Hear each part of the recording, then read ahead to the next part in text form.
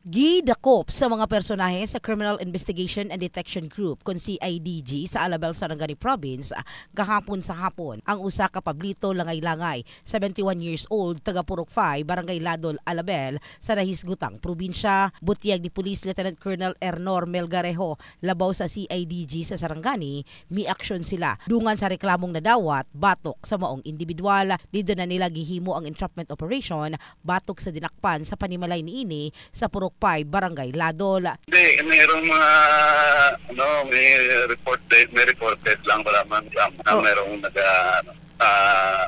nagapunot diyan sa area sa Ladol. Pero yun ano yung Philippine Dental Association? May certification tayo diyan na hindi siya authorized talaga. Hindi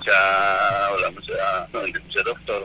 Dugang ni Melgarejo na aktuhan nila nga nagpractice og dentistry sama sa pagpangibot og ngipon ang nahisgutang dinakpan nga walay igong lisensya. Sa bahin usab nila Langay-Langay, pipila na niya kadikadang gihimo ang pagpangibot og ngipon og kini ang agig tabang niya og halos wala gapabayad.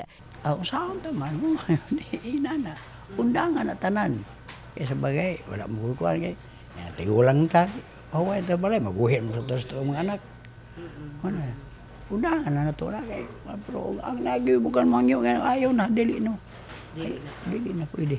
Nakumpiska gikan sa dinakpan ang nagkadaiyang dentistry tools og materials. Ang dinakpan ang pasakaan og kasong pagsupak sa probisyon sa Republic Act 9484 o Philippine Dental Act. In the heart of changing lives, kini sa Brigada Richard Gubalani sa Brigada News Gensan. Brigada News.